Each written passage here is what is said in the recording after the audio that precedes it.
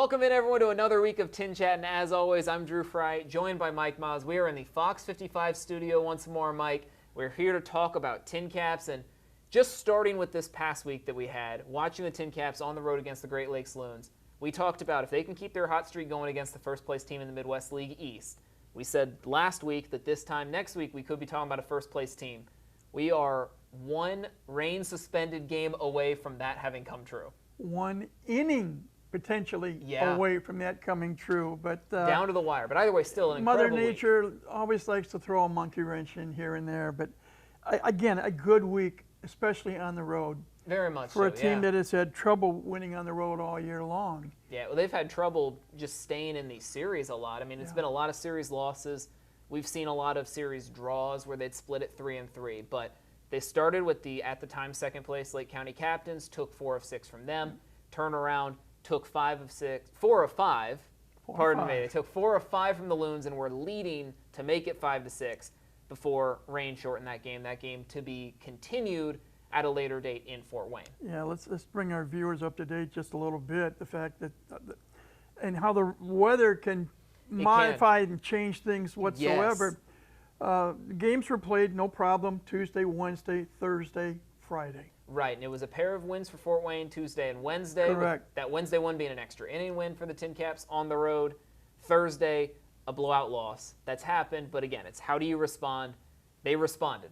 They did, and they came back and won on Friday night. And then Saturday, game gets started.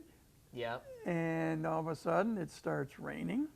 It was a wet one over there. And it rained for a while, and after a delay of about 45 minutes, it was determined that the field was unplayable, could not be cleaned up, fixed up, whatever phrase you want to use in time. It was going to take too long. So the game was suspended, and I know that my wife had asked me, suspended or postponed? Right. And I said it was suspended because, according to the rules, once a pitch is thrown, the game is underway. Exactly.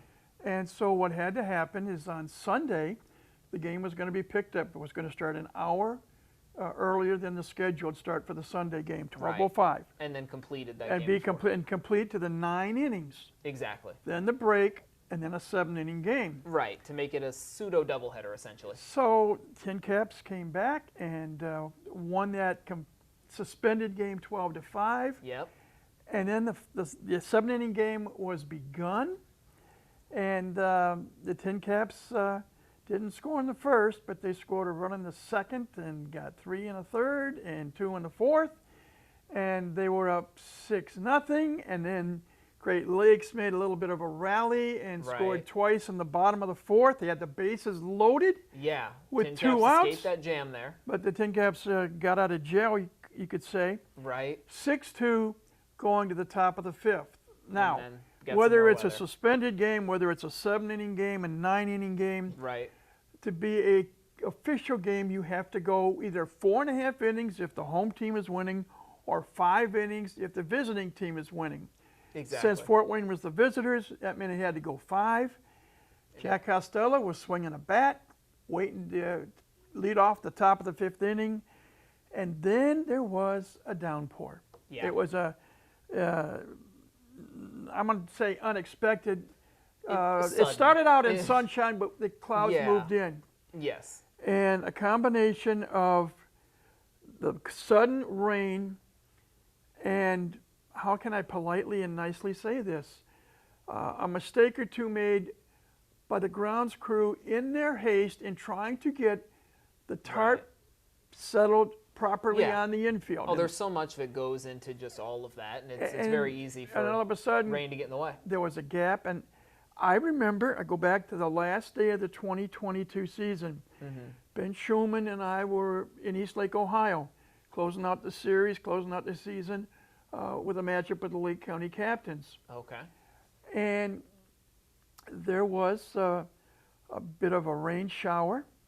And unfortunately, the grounds crew at Lake County, again, however you want it, unintentionally, unintentionally, whatever, left a gap. And if our viewers can see this little contributors here in front of us. Yeah, whatever you want to call it. About that wide, but about take about 5 of those. Yeah. In the hole on the left side of the infield, in what we call the hole between second and third, Right. shortstop area. That little gap, because it rained torrentially That was for enough. about the better part of an hour. Right. The grounds crew, and I'll never forget this, Ben and I are on the field. Both teams are warming up. It was still raining lightly to start, then the rain stopped. Yeah. Grounds crew made every effort to try to get the field ready, but because there was that exposed gap Right. that had torrential rain hit it on it for nearly an hour, Yeah. they decided they couldn't get it fixed. Being the last game, they didn't want to wait 2 or 3 hours. Right.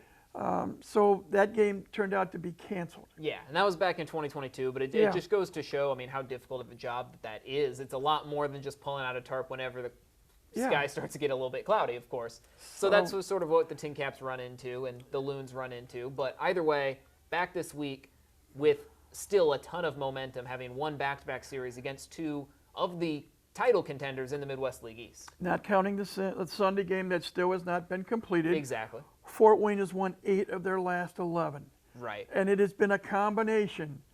The hits finally start coming. Yep, and To timely quote a hits. music DJ. Yep, a lot of two-out rallies and in there, some too. pitching. Oh, that's becoming one of the main focal points for Yeah. Fort Wayne recently, the ability to score runs with 2 outs in an inning. Yes, and that's so hard to defend against because, you know, as an opposing pitcher, you're on the mound with 2 outs, you're just one more pitch is enough to get you out of it. And then if the batters start rallying, that becomes all that more demoralizing. We've also talked in different segments this year, at times the starting pitching was the rock of the Yes. team. And there were times when it was the Achilles heel, reverse it for the bullpen. Right. And I'll give you one example. Abraham Parra on Saturday was supposed to be the starter. Right. His outing kind of got thrown around a little bit. Because a combination, you had a couple of more former TinCaps making rehab starts. Right. I One know- of those we'll get into very quickly. Yeah, Luis Gutierrez pitched 2 innings was on back. Wednesday, and Miguel Mendez pitched the first inning on Tuesday. Right. So allowing some of these other And- guys to sort of come out of the bullpen, you know, get early looks before they take their start, so to speak, and Parra one of the best examples. And we'll get more into Mendez in a minute, Right. but oh, by the way, he did start on Sunday, Yes. okay? Yeah, made 2 rehab So starts, you essentially. had to do a little bit of shuffling. Right. And Abraham Parra came in the second inning. 5 solid innings. Yeah. Was great. Right, and able to keep the team in this game in each of his games lately, Yep. and that's been part of the reason it's contributed to that streak. And Brian Bowyer had a good outing. Right, yeah, he's 5 been pitching innings. well. So some of the pitching has gotten a little bit better. Some of the hits came through. I know we're going to talk about some of the players in a few moments, but Right. the one player I want to bring out, Alex McCoy. Who was just named Midwest League Player of the Week, and that's his first of those honors this year, but he was the Midwest League Player of the Month back in April, so nice Yeah. to see him really starting to heat up again. When you stop and think what Alex McCoy did in the month of April, and I think he hit 354, give or take, and really set the league on fire. And then, as has happened with most of the players this year at one time or another, you can be as hot as a firecracker or as cold as an ice cube. Yeah, And but this past week, in the 5 games that were completed, Alex went 8 for 19. 4 of his hits were extra base hits, a double and 3 home runs. yeah, Scored 8 runs, knocked in 6 runs. Also walked 5 times and stole 3 bases. right. Great to see him. Just all 5 tools on display. And he played a very solid outfield, Right. primarily in right. Like, one game was in left, the rest was in right. And it was great to see him play well. I think we talked about at the end of Yes. last week. He's Yeah, one of the guys that we need to really step had to up. get it Yeah. going. And And that's contributed to a lot of these winning ways. yeah, and then we talk about Justin DeCrisio, and we talked about the week that Ryan Weidman had Yeah. last week here at This home. time it seemed like it was DeCrisio This at the was top of the order, DeCrisio in setting the leadoff pace. spot. Yeah, He had 6 hits, knocked in 3 runs.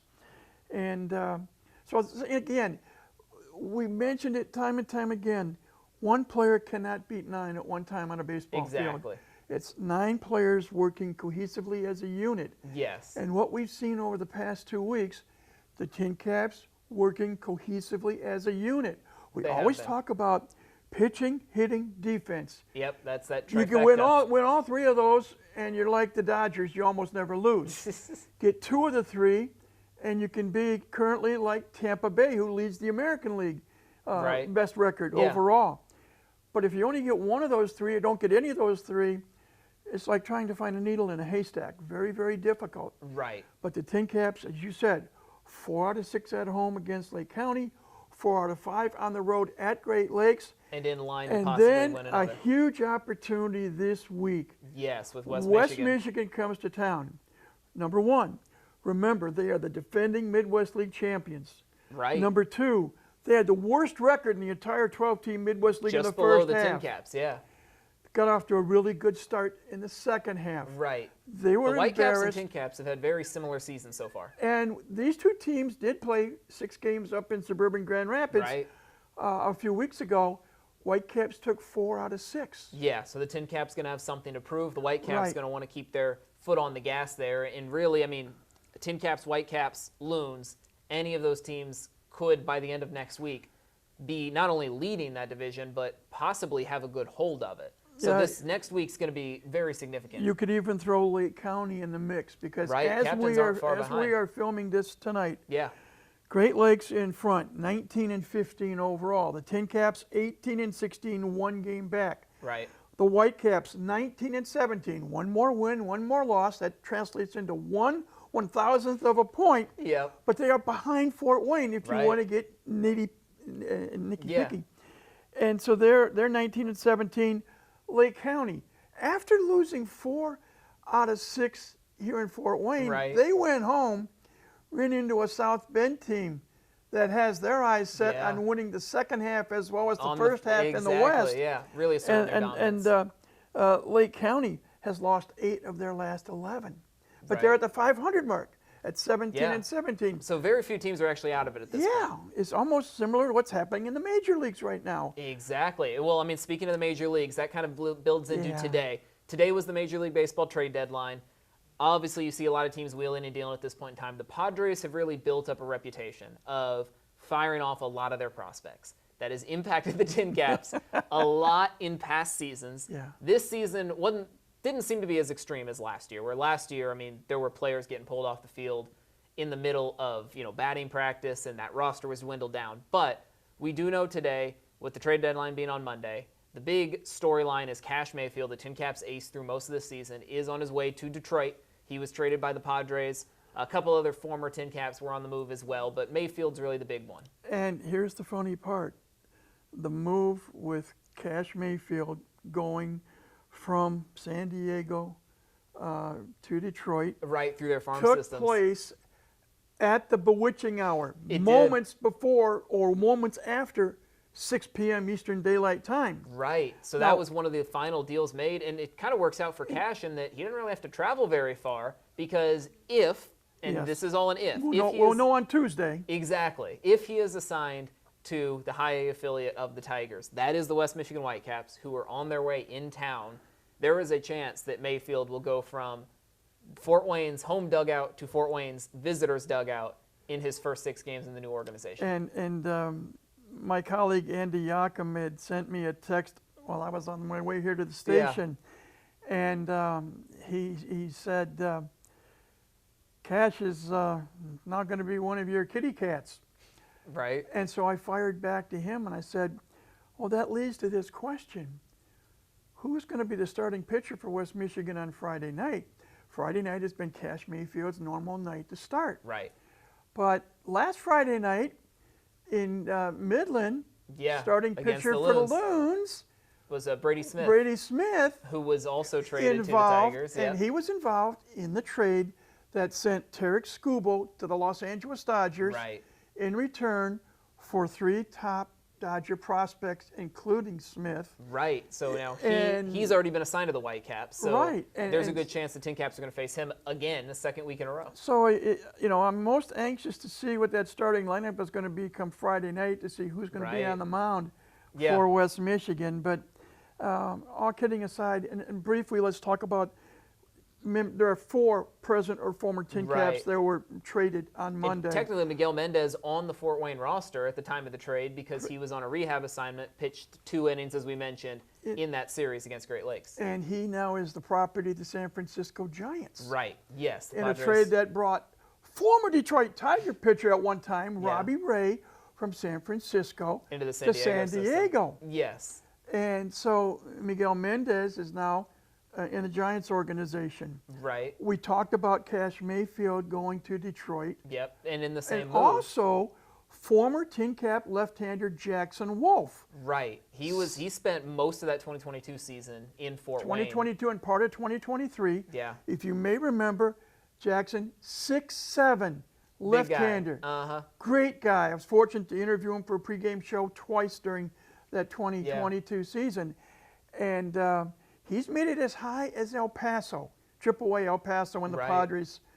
He's also been dogged a bit by injury, as it seems to be the norm now in baseball, especially with pitchers. Yes. And well, guys throw so hard now with so much spin now, like it's just going to have more wear and tear on your arm. But that's up to modern medicine to speed up that recovery process and figure it out as we go. So Jackson Wolf and Cash Mayfield, present and former TinCaps, now property of the Detroit Tigers. Right. Miguel Mendez, property of the San Francisco Giants. Exactly. And former TinCap outfielder Jack Sawinski, I miss his dad Tim, who was drafted by the Padres, turned down a scholarship to play collegiately at Indiana University.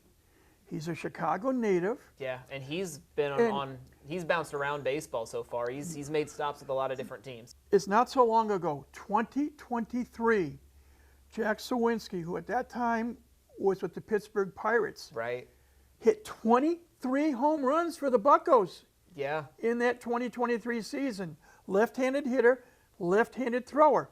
You and I briefly discussed a time when Jack was still here, and his dad, who saw most of his games as a TinCap, home or away.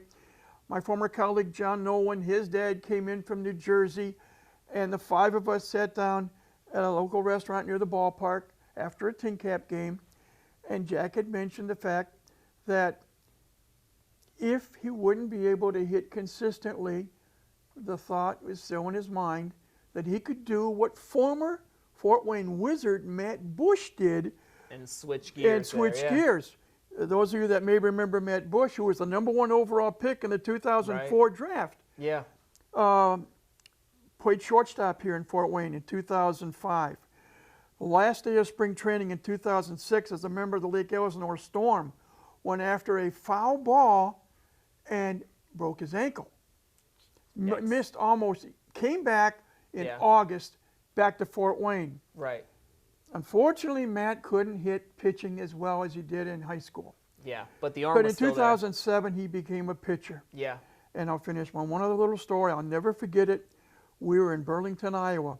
Matt, making the conversion from infielder to pitcher, came into a game against the Burlington Bees and struck out the first batter on 3 pitches. Wow. Had a 1-ball, 2-strike count on the next batter. And he went into his motion, delivered the pitch, and I'll never forget it. Right-hand thrower releases the ball, immediately throws his glove off his left hand, grabs his right arm. Yeah. Bottom line, he was injured and missed the rest of the season. But he stayed with it as being a pitcher, pitched for both the Toronto Blue Jays and the Texas Rangers, and was an American League All-Star as a relief pitcher. Yeah. So Sawinski seems to have carved out his role with the bat at least, but we know he has that arm talent. He, at some point in his career possibly could have been a pitcher. But those are the 4 TinCaps or former TinCaps who have been moved. Now, for every major league team is playoff push, minor league teams already in that playoff push, and we've talked about the TinCaps have gotten hot. They need to stay hot. Mike, through this next week here, back at Parkview Field, who are going to be some of those keys to the game? Well, first up, without a doubt, you need to have Alex McCoy continue to swing the hot bat. Midwest League Player of the Week He needs another one. You need Justin DeCrisio, who's going to be the leadoff batter. Right. Along with Ryan Weidman, who bats second. Yeah, those two. Weidman made a number of fine defensive plays in center has. field in the series at Great Lakes. He's showing off with the glove. I mean, the speed helps so much, and that he can get to so many balls to be able to get a beat on them. As broadcasters, Jaden Taylor, Andy Ockham, and myself called the combination of Jake Cunningham and Alex McCoy Fort Wayne's version of the Bash Brothers. And for those of you that don't remember who the Bash Brothers were, those were the Oakland Mark days. McGuire and Jose Canseco when they were both with the Oakland A's. Yes. And, of course, Cunningham got promoted to San Antonio. Right. And I think Alex was missing him for a while. Right. But, again, he had a good week against Great Lakes last week. But Alex has found his rhythm Alex now. has got to continue to hit the ball well. Yeah. And you got to get DeCrisio and Weidman, again, and maybe our viewers might be tired of us saying it, but it doesn't stop. They are the tone setters. They bat first and second in the lineup. They've got to get the offense moving. Right. Then McCoy can come batting third, deliver some pop, and then you can rotate any number of guys. Oh yeah, with whoever's in the lineup, just trying to stay hot. Whether it's Carrington Cross or Jack Luke Costello. Cantwell or Jack Costello. Yeah. Both of them have shown some power to strokes. deliver some pop. Yeah. The pitchers. It's going to be interesting. Someone needs to step up and become that new ace, the new face of the pitching staff. But the offense has got to deliver. Of course. Remember, you cannot win a game unless you score runs. Right. So the offense has got to score. Then you can rely on the pitching and the defense to slam the door shut on the opposition. Yes, especially if you can get out early and put your pitchers in that position to where they can pitch with a lead, that goes a long way. And we've seen the success with Parra. We've seen the ups and downs, but we've seen the flashes of the ups with Michael Marias again, who's been sometimes pitching long relief, sometimes pitching out of the bullpen. We've seen, Balzer was another one you mentioned, Winier Churio, who both of them recently up from Churio threw 88 pitches in relief in one of the games at Great Lakes, his high water mark. And I'm really pulling, not for everyone else, I mean, I pull for everybody. Of course, yes. The guy who really deserves a break. I think I know where this is going. Carson Montgomery. Exactly. He showed flashes of brilliance at the beginning of the season, and then lately we've seen he tends to start off strong, and then just at some point the control eludes him. And that's what happened his last outing. He was pitching well until he wasn't. And so it's a matter of if he can maintain his feel for the strike zone, he seems to have the stuff to be able to put batters down. If form holds. Yes. Carson Montgomery should be the starting pitcher on Thursday. What is Thursday, folks? Thirsty Thursday. Yep, back in Parkview Field. Perhaps one, if not the largest, one of the two largest crowds we'll see at Parkview Field this week. Last homestand had 40,000 fans. We've always talked about the 10th man, that the crowd can and does make a difference. And if Montgomery can head to the mound, shut the door in the first inning because Fort Wayne's the home team, and then see his teammates put some runs up on the board. That could go a long Normally what happens is when a pitcher sees his teammates give him a lead offensively, more often than not, he can relax on the mound, be himself. Don't try to do too much. Don't try to be too fine with the location of his pitches. Rely on his defense. Exactly. Put the ball over the plate, let the hitters take the swing, let the defense field the ball, get the outs, head back to the dugout, and have more fun offensively. So that's what I'm hoping Carson. I hope he has a really good outing this week against West Michigan. And as you said it, momentum. That's big. They wear funny hats sometimes. Sometimes they wear the color of the home team and sometimes the color of the visiting team.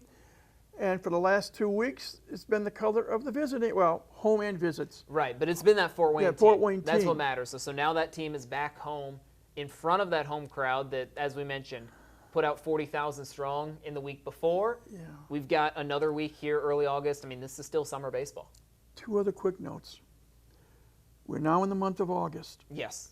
We have 18 home games left. Right. 18, all in the month of August. Yeah. Time to make some hay, if you will. Exactly. This is the time. And then, in a crazy sort of way, I'm going to ask our viewers whether they come out to the ballpark, whether they listen to us on the radio, or they watch it on MILB TV or ValleySports.com. Take a look at manager Jonathan Matthews. We mention it all year long, but it's fact.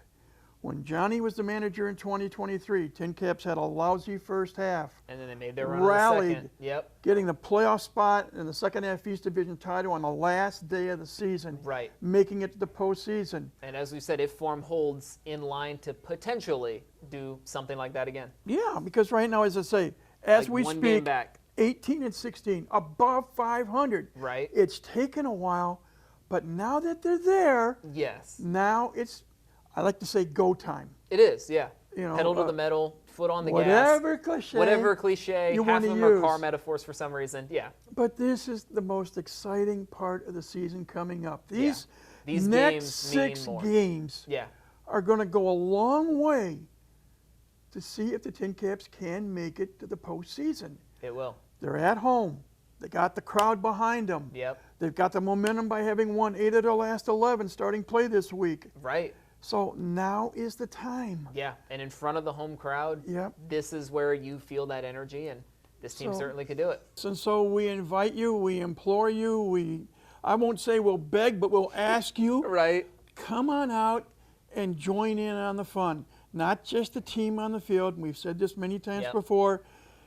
The promotions department here at Parkview Field with the TinCaps is second to none. Yep. Family As feast evidenced, day, puff for bellies, What Thirsty happened Thursday.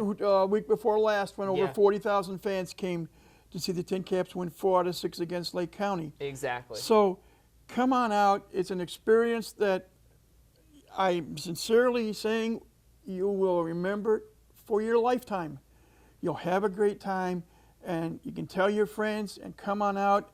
18 home games left, and I'd love to see 13 sold-out games yet out of those 18. Right. That's my hope, wish, and goal. Okay. That's the target. You heard them. And we'll see how it goes Yeah. over the next 4 weeks. Right. Well, yeah, we'll definitely see how it goes. Mike, of course, thanks so much for joining me. That's going to bring an end to this week's TinChattin. As always, I'm Drew Fry with Mike Maz.